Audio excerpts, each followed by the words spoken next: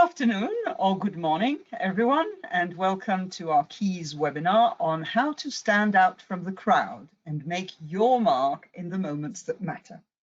So today we're going to explore how we can cut through the noise and ensure that our product or service really stand out at those key moments.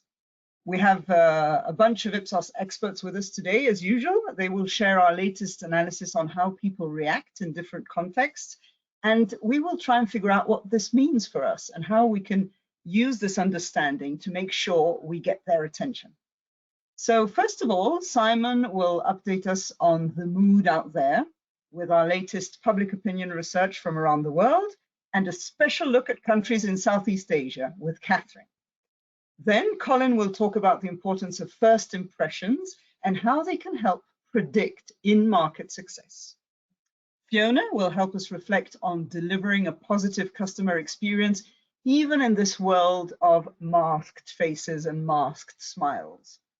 And finally, Adam will share some tips on how to make sure that your ad is spoken about online. And he will base his presentation on recent research that he's been conducting on this topic. And with that, I will pass over to Simon to kick off our webinar. Simon, the floor is yours. Thank you, Jennifer. Thank you, everybody, for joining us today. And yes, what I'm trying to do is reflect on the mood out there around the world as the pandemic regrettably enters its second year. I've got three new reports to share with you. The first one looks at confidence in institutions in terms of how they've coped with the crisis. And we're finding, if we compare now with a year ago, if we ask about governments, confidence is down. If we ask about local health professionals, confidence is up. The second area we've been looking at, still a global study, but this time looking really close to home, is around what it means for our communities and for our lives. And we're finding a real lack of consensus as to whether or not the experience of the last months has made our communities stronger or weaker. But what we certainly are finding is a sense that this is really potentially going to have a longer term impact on our own mental well-being. So some flags there in that report as we think about the impact. And the third study is one we do every year on International Women's Day. This time, we've got quite a strong sense emerging around the world that the gender pay gap is a key issue. But what the survey also reveals is that as we recover from the pandemic, there's a widespread expectation that things are going to revert to as they were before in terms of gender equality, or rather gender inequality. But for the moment, as we know, we're still in the pandemic. Our Essential survey, which has been accompanying people every 2 weeks for more than a year now, has been trying to find out where people's minds are and how they're feeling at each stage. And the latest data serves as a reminder as to why people talk about this COVID wall. We ask people to evaluate where they are on a series of phases. And most people in this 16-country study are in reacting or adapting mode. And this picture has remained pretty consistent. I could show you the same slide from 3 months ago, 6 months ago, 9 months ago, and we're still broadly in that same place. Now, as we look ahead, one of the things we are going to need to think about is the mood out there by individual countries, where the differences are, where the divergences are, and where the similarities are. Catherine's going to pick up on that in more detail, but just to flag a couple of new findings. What Worries the World, which we do every month, finds COVID-19, of course, the #1 issue, but not in every country. And when we look at some of the individual countries, UK and US, for example, are now looking rather more positive than they were some months ago. So we need to keep our eyes to the ground in terms of the dynamics in different markets. But where we are, I think, united wherever we may be, is that there's still some way to go in this process. I think the most optimistic we can get when we write our headlines is that consumer confidence is getting back to the pre-pandemic level. And it doesn't take long for us to find data like this, which shows that many, many people are still expecting this to be taking 1 or 2 years or even longer before things return to anything like normal. And with that in mind, of course, we're all continuing to live through this pandemic. And with that in mind, we're really delighted to welcome Catherine back. She was with us at this webinar in April last year when she was locked down, and she's back now in March of 2021 to share with us some new findings on how the countries of Southeast Asia are experiencing COVID-19. Catherine, thank you for joining us. Thank you, Simon. Good morning, good afternoon, everyone, and good evening if anyone is in the same region with me in Asia. Feel very happy to be back to this webinar after 1 year. That was literally when the pandemic hit Asia as the first region, and Singapore was also part of the first year of the country getting the COVID. So then you're doing part of the world living with pandemic. So for those who have been or have never been to our region, this is probably the top mention now in your memory. What about Southeast Asia? Beautiful beach, fantastic temple, a very diversified region in terms of religion, language, or even time zones, culture. We've compromised with 11 countries, takes 9% of the world population. You could easily tell it's highly depend a lot on the tourism industry and a lot of on trading. In fact, we're the fourth largest exporting region after UAE, North America, and China. So what you have seen here, of course, the beautiful picture is before COVID. Now we've got very empty beach, and all the tourists in those hot tourism sport has been replaced by well-trained cleaner. So how are we doing in the past 1 year has been a journey. We have Ipsos COVID tracker really focusing in this region. We've been talking to 3,000 adults in this region, 6 markets, 500 per market. We've been doing that for 3 waves. So in May last year, September last year, and February this year, literally 1 month ago. Just want to share with you where we are. If you remember what Simon has shared with you, actually there's not much difference in this region. A big chunk of the people like us are still trying to adjust and adapting to the pandemic. And if we look at 3 waves, there's not much move for that band. And we will ask about people how they're worried about attracting COVID-19 remains extremely concerning. And actually, when we say wave 2 and wave 3, even people are getting more concerned. For some countries like Vietnam, Philippines, Malaysia, extremely high, above 90%. Well, there's only one country slightly have a bit more face, which is Singapore, where I am based. I'm grateful for that. This is where the major local media has quoted our survey to show Singaporeans is slightly less worried among ASEAN market about getting COVID-19. When we asked about their feeling about current economy situation in the country, actually it's across a board strong feeling about turning down economy. It's not surprising most of the market last year has been hugely hit by the lockdown and pandemic, especially the market who are highly depends on the tourist industry. 7 out of 10 people feel it's pretty bad. But when we ask about outlook ahead of 6 months from now on, we actually see there's some country and some of them are holding slightly more positive attitude.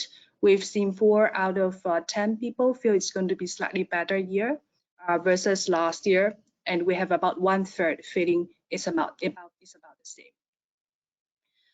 When we ask about people's current household income, that's a very important question. You will know that in 1 minute, or you look at these pictures in this region. When we conducted a survey about 10 months ago, wave 1, May last year, it was extremely concerning.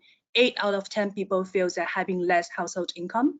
In this region, there's many vulnerable populations. They are all informal workers, so their household income is actually calculated at daily basis. Like the Vietnamese lady who are selling the rice, if there's lockdown, basically the 1 day he couldn't make 1 cent for a living. And the construction worker I'm showing in that second picture has been locked down in a dormitory for months without any income. So it's extremely tough, extremely concerning. We also have been observing this trend, of course, in wave 2 and wave 3. Slightly more positive news is we have not seen this trend getting worse. It's actually seemed stabilized in the past 6 months. So income still less, but not getting worse. Well, but of course that relates a lot with concerning on the household income getting less, and also the lockdown, the long-term working from home. The mental health actually become a very, very challenging issue across the market in this region. And especially if we look at the trend, Malaysia and Thailand is getting worse with a recent lockdown, second or third lockdown, and the surge of the cases. When we ask about people, how do they plan about the future activities, we actually see immediately there's about 1/3 of the population is claiming they would like to already visit friends or families, and they feel okay to use public transportation or even go to the restaurant. So you see people are trying to catch up on the small things if they can in their compliance or in their social distance safety measurements. But when we're talking about travel, especially to another country, we have majority of the people think it's going to be at least after the summer. But many people are still willing to travel and even try domestic travel. That also triggers a lot of interesting ideas for the country where I'm sitting. It's a city country, Singapore. It's a small market where basically we've been locking down here for about 1 year. And you will see a lot of creative ideas like going nowhere cruise. The border is not open, but people can still get on to enjoy the facilities. Staycation is very trendy in the town. And we have seen Singapore Airlines open up their new airplanes, Airbus 380, converted into a premium restaurant. So that's somewhere we see people are trying to get back to the normal life in a little way. And when we're trying to understand their spendings, we have asked about 12 categories. We see consistent strong spending on groceries where people are still cooking food at home and will continue to do so, and strong spending on cleaning and personal care. We see slightly pick up on the restaurant, clothing, and travel. That's consistent with where we see people are trying to get a bit of indulgence for them. But when we talk about big ticket like electronics spending, it remains very low across the country. Among the 6 markets, we see Singapore and Vietnam show slightly more positive signs among them. So that's a very high level of sharing how we were doing in the past 1 year. If you need any more detailed data, feel free to reach out to us or your representative in your country from Ipsos. We are getting more used to live with the pandemic. We remain highly cautious, but there's some slightly positive signs outlook in terms of our daily life and the economy. And we still see mental health remains quite concerning in this region. But I wanted to finish my presentation with these slides. We've been through a very long dark night, and I hope the sunrise has been posting the sunshine to the beautiful temple, and let's stay hopeful. Back to you, Simon. Oh, thank you, Catherine, for this amazing guided tour and optimistic ending. I wanted to pick up on one thing you mentioned, which was the going nowhere cruise. And you mentioned that you've been you've been in the same island for more than a year now. How have you been coping? Have you been going somewhere? No, that's extremely tough. I used to fly almost every week across the globe. I remember my last flight was going to Bali Island, Indonesia in January last year. I pretty much against the staycation concept for a very long time, but I feel it's probably time for me to change and give it a try. So I'm going to stay in the Marina Bay Sands hotel, the boat-shaped one, for my little one's birthday next month. That's also how I feel people are getting adapting to living with pandemic, make some changes as well. Oh, goodness me! Well, I hope you have a great break. Thank you for the tour. And I'm going to now fly virtually back to Milan, and we're going to pick up with Jennifer. Thank you so much, Catherine. Thanks, Simon, and thanks, Catherine, and enjoy your staycation. I'm sure it's going to be great. Thank you so much. So in this complex context that we've just sort of quickly whizzed through the world with a little focus on Southeast Asia, it's even more important than ever for our products, our services to stand out. And for that to happen, first impressions are very important. So I'm going to hand over to Colin, because we're all very curious to hear more about that. Colin, the floor is yours. All right, thank you, Jennifer. Okay, so hello everyone, and I would like to start by asking all of you to take a moment and just look at this product and kind of think about what comes to mind for you. So I would say, for example, are you, does a filling snack in the form of a beverage sound appealing to you? What about the one full serving veggies? And the point of this exercise is that we all have an immediate reaction when we see something. The immediate reaction is almost automatic. It is essentially our first impression. And this first impression can determine whether we go on to purchase a product or not. So first impression is important, but many research approaches don't capture first impression.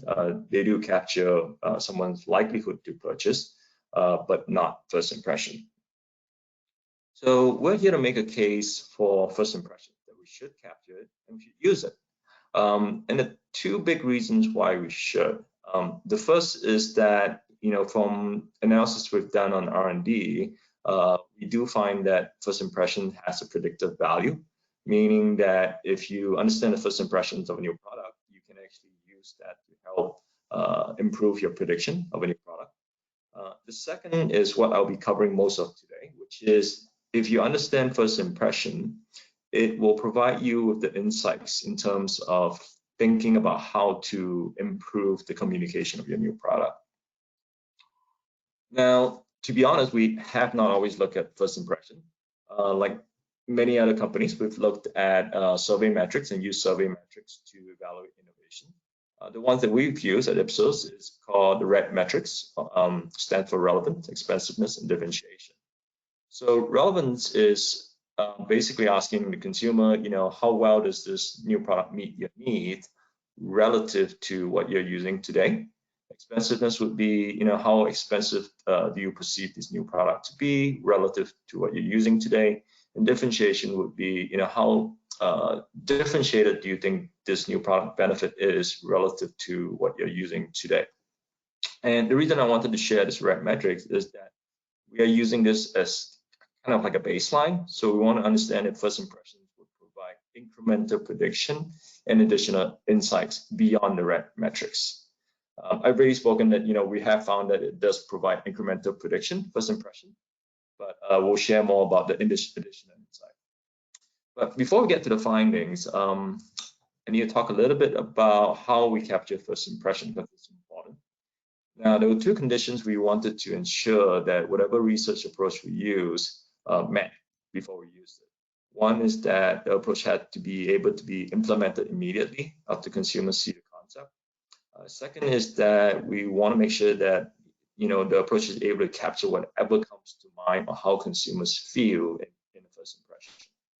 And we determined really the only way to meet both conditions is to use a simple open-ended question after people see a new product concept. All right, now let me walk you through the findings that we went. The first thing is just to give you a sense of what is in first impressions, right? Say first impressions of new product, what does that include? So I'll highlight a couple of things that we'll cover in detail. One, to draw your attention to, is that what we find is that in first impression, it does include both positive and negative first impression. So we really need to understand both in order to evaluate the potential of a new product and to understand what to do. The second is that within positive, we also noted that there were what we call visual positive impression, meaning that looks do matter, and how your new product package looks or the product design itself is going to make a difference. And the other thing that I wanted to highlight for today is really that first impressions can include consumer's impression of whether your new product is unique or not. And you have to be unique in a certain way, and we will go over that as well. So what I'm going to do is essentially I'm going to take these kind of highlights that I pointed out to you, and we're going to link it to show how it relates to our RED metrics. But I'll focus mainly on relevance and differentiation because a lot of the concepts that we tested in our database were unpriced. So the focus would be more on relevance and differentiation. So one key conclusion, both positive and negative impressions matter. And to kind of help you understand why both should matter, I'm going to share some example verbatims from consumers' first impression. So for example, someone might say quick, convenient, but bad for you. And another person might say it sounded pretty good, but the pictures of the food were not appetizing. And then this person said, it's convenient, but it may not be enough food to satisfy your appetite. And it's also expensive. You get a sense that, it is possible for people to have both a positive and a negative impressions at the same time. Now, when we did our analysis on our database, what we find is that, yes, if you know that the impression is positive, it's going to have an impact on relevance, and it will increase the score for relevance. But you really need to understand both. So once you understand there is also negative, it's going to pull back, basically how well the new product does. And it's a very simple example to show you that, we do need to understand both positive and negative. The next conclusion is that looking good helps differentiate. So again, to give you a sense of what I mean by that, looking good. So here are two examples. Beautiful packaging design, good color, attract attention. And when consumers' first impression includes mentions or first impressions like this, what we find is that there will be an impact on how consumers rate the differentiation of the new product. Specifically, if consumers mention that, the packaging is beautiful, the whole thing looks very eye-catching, that actually increases the differentiation performance of the new product. The last thing I want to share is that a key conclusion we found is that your new product needs to be innovative, not just new or interesting. So let's start again with some examples. Innovative product and a little more natural than the current ones. Current ones meaning that, the products that are out there right now. Original new frozen mixes in the market according to recipes from different countries. Again, the implicit comparison is that, the new product's offering a new benefit that's not available today, and it's innovative. So it's no surprise then when we did our analysis, we find that when consumers perceive the new product as innovative, it does have an impact on relevance. And I want to contrast that with the fact that we also noticed that if consumers simply say like, oh, this is new, or this is interesting, then that had no impact on relevance. So that's why you need to be innovative, not just new or interesting. So I just want to wrap up quickly what I just went through. The first, again, just as a reminder, is that you need to understand the negative too, and that capturing positive is really just half the picture. You need both. Second, looks do matter. So leverage your package or product design to help differentiate your new product. And finally, be innovative. It's not enough to be new or interesting. That's it. Great. Thank you so much, Colin, for sharing these insights on first impressions. And from the researcher to the person using products and services, I was wondering if you could share with us any product has made a strong first impression on you lately?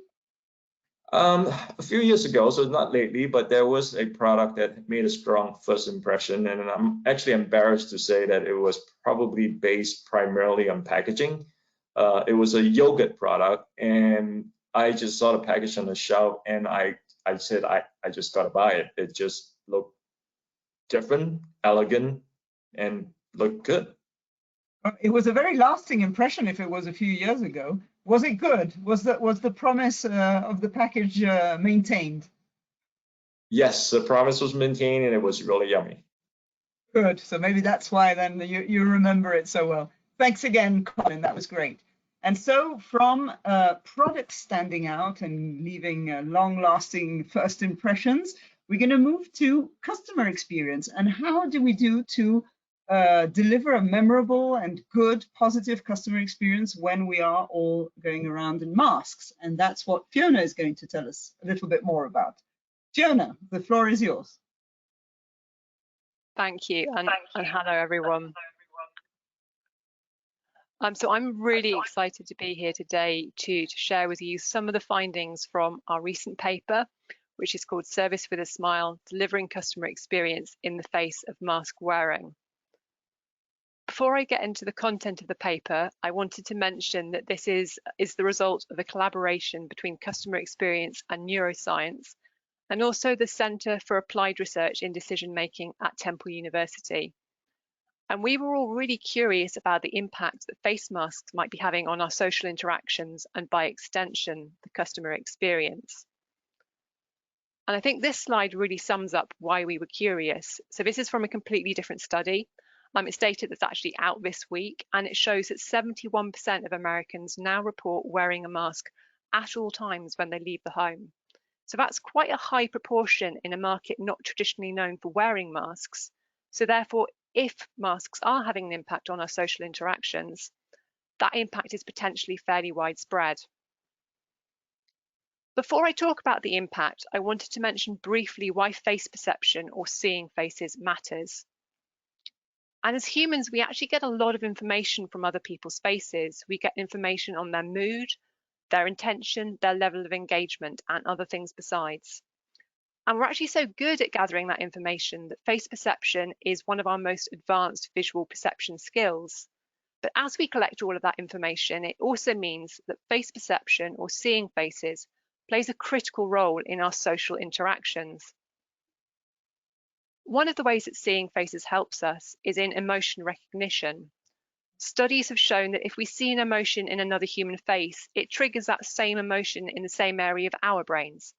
So essentially, an emotion seen is an emotion shared, and face perception becomes a key trigger of empathy, which itself is a building block of human relationships. Another area in which face perception, or seeing faces, helps us is in comprehension. So even in people with really good hearing, seeing a person's lips or being able to read their lips actually helps us to hear them better. So knowing all of that, what impact does a face mask have on the customer experience? Well, if we start with emotion recognition, Temple University tested 6 emotions: disgust, sadness, surprise, fear, happiness, and anger. And they did this by showing participants in the study photographs of actors displaying each of these emotions, with the top half of their face covered, the bottom half of their face covered, or no face covering. And we're going to concentrate on the difference between no face covering and the bottom half of the face being covered to mimic a face mask. And what we found was that face masks do not impact our ability to recognize anger. So for the customer experience, angry customers will still be identifiable as they were before, but frontline staff will also need to conceal their anger in the same way that they did before. For the remaining 5 emotions, significantly fewer people correctly identified each emotion when the face was masked compared to when it was unmasked. So what this difference tells us is that face masks for these 5 emotions at least are impacting our ability to recognize emotions, and therefore are impacting our social interactions. Although that's quite a bold statement, so I do just want to put some limits around it by saying that nonetheless, participants in this study did manage to correctly identify each emotion over half the time, even when the face was masked. I'd like to focus briefly on happiness and add that masked smiling faces were rated as less warm and less likable than their unmasked counterparts. So for the customer experience, what this means is that we can't stop smiling, because as we've seen on the previous slide, happy faces, although recognized less often, are still recognized over half the time. But we can't rely on a smile to pour salve on a problem or to build human rapport in the same way that we could do before. We also asked participants about more tangible aspects of their customer experience, because we wanted to know whether or not they were conscious of masks impacting them. 3 in 10 said that wearing a mask prevented them from or made it harder to achieve what they wanted to do, while 4 in 10 reported at least some difficulty or detriment during their trip as a result of wearing a mask. Among those who experienced difficulties, hearing or being heard was the most common issue, so over half reported that, while about 2/5 reported issues of understanding or not being understood, and similar proportions reported issues of comfort or enjoying their trip less. So knowing that, but also recognising that face masks are here to stay, because ultimately the health and safety of both staff and customers is key, what can we do to mitigate the impact of face masks? Well, it won't surprise you that we asked people who experienced difficulties what would have helped them. And staff speaking more loudly was the most common response. So 2/5 mentioned that. We also saw a quarter wanting more signs or posters on site to tell them what to do, and a similar proportion wanting staff to be more patient with them. About 1/5 wanted no or lower music on site, and 1/5 again wanted staff to speak more slowly. So we started to think about what that would mean in terms of tips to mitigate issues related to mask wearing. And these fall broadly into 2 areas. The first is very closely aligned to my previous slide and focuses on voice, sound, and the environment. So this includes things like recommendations for staff to speak more slowly or speak more loudly, or even to manage ambient levels of noise. It also includes consideration for whether or not there are sufficient visual aids and posters up in store to ensure that customers know what to do. The second area is slightly less tangible. This is around body language and eye contact. Both of these can convey huge amounts of information and compensate for some of the information lost as a result of a mask. But of course, both need to be done appropriately. And it's that word appropriate that I'd like to hang on to as I come into my final slide. Because of course, we recognise that all organisations are different. So there's no single set of solutions that's going to work for everyone. And we actually go into a bit more detail in our paper about how to identify the right kind of solutions for different circumstances. But for now, I'd like to conclude by saying that it's our firm belief that by adjusting to meet consumer needs now, organisations will continue to build strong relationships now and in the future, regardless of the impact of masks. Thank you. Thank you, Fiona. That was very insightful and very practical tips, I think, that may be useful for many people. I was wondering about the cultural impact of this kind of factor that you took us through in your presentation, because I understand that this study was conducted in North America, and I was wondering if we do the same kind of analysis elsewhere in the world, may we find very different results or not? Are we all human beings in the end? I think the answer is we're going to find out. So you're absolutely right. The results I've just talked you through were from a study conducted in the US. But I'm very excited because this week we have got the first view of findings from a sister study in Argentina. And unfortunately, it's too early for me to share any spoilers, but I'm sure we will publish something soon. So watch this space. Yes, so we will be very, very keen to hear about that, and maybe invite you back next time to tell us about other countries. Great. Thanks a lot, Fiona, again. And we are now going to conclude talking about advertising. So we also want advertising to stand out, and we want people to talk about advertising online. Why is that? Adam, will you tell us a little bit more about that? Yeah, very happy to do so. Thank you, Jennifer. So I'll just bring my screen up here. Hopefully you can all see that. So what we'll look through today are some key insights around something that happens quite rarely in advertising, which is getting people to talk about it. And while we don't need to talk about ads, there are some key principles that marketers on the call can think about if indeed you want people to start talking about your advertising in an attempt to gain some earned media value. And before we get to the insights about advertising, let's start with people. As people, we're social creatures. We need to talk to each other for our own well-being and our success. But the data suggests just not about advertising. From Ipsos Global Trends data on the left, we can see that we're more than twice as likely to find advertising annoying than a source of information that is useful to share with friends and colleagues. And even amongst people who like a Facebook fan page for a brand, less than 1% of them will talk about that brand on any given week. So the bottom line is that it's actually very difficult to get people to talk about advertising. And when we think about why it's difficult to get people talking about advertising, it's about what that advertising needs to achieve. It needs to be processed and it needs to generate a reaction that's actually worth talking about. And we can hypothesize that if it's worth talking about, and you have made a comment about the advertising, then perhaps other people that see that comment will be more likely to view the ads, delivering earned media value. And if that's the hypothesis, is there evidence indeed that that's the case? Well, we believe there is in gaining social conversation data online from our social intelligence platform Synthesio, and then cross-referencing the volume of mentions around different ads, which you can see on screen here as the blue dots, and cross-referencing that with the total potential reach, we can see a relationship between talking about advertising and that higher potential reach, giving us the signal that it really is worth trying to get people talking about advertising online. So if it's worth doing, what are the types of traits that are shared by ads that get talked about?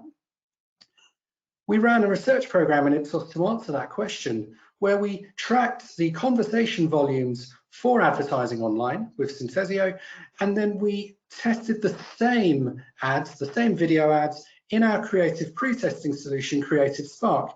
And this gave us a unified data set that enabled us to look at the relationships between the conversation volumes and the types of responses and perceptions of the ads. So what did we find out? Well, we identified 4 key traits that tend to be present in ads that get talked about online. And these are, firstly, cultural impact. Advertising that reflects icons and the world around us, rather than just talking about the product or brand itself. Secondly, creative bravery. Advertising that takes a unique and divergent approach that surprises people tends to get more talkability online. Positive feelings, making people feel good about having seen an ad. And finally, but by no means least, controversy. We find in the data it's actually okay if some people hate the advertising that you put online, because it means that you've gained a reaction. It means that you've been processed. And we've brought all of these underlying measures together, representing those traits, into a modeled metric that we call social power. And the social power metric can help us understand which ads are more likely to get talked about online. So what I'd like to do now is show you an example of an ad that did get talked about very frequently online, and we'll look at that now. And perhaps you can think about what kind of traits that ad has, and then we can see if that bears out in the data.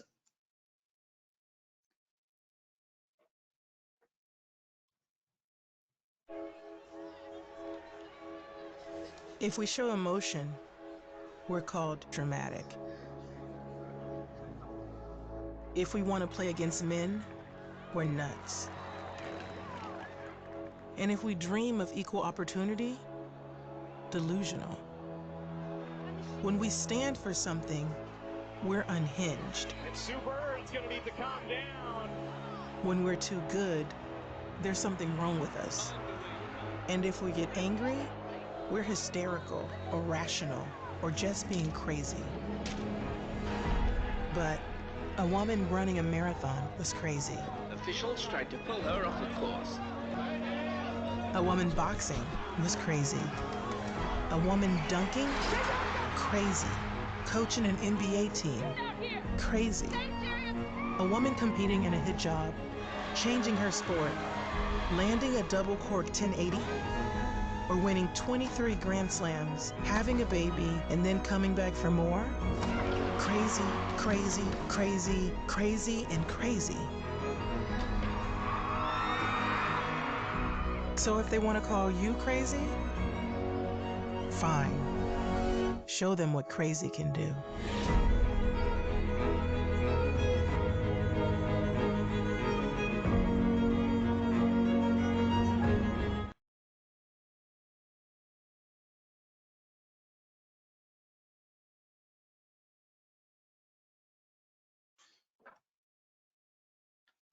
So, a very powerful piece of footage from Nike, the ad. And let's find out from the data that we collected what kind of traits that ad had to generate the very strong levels of social power that we observed. Well, it was two things in principle.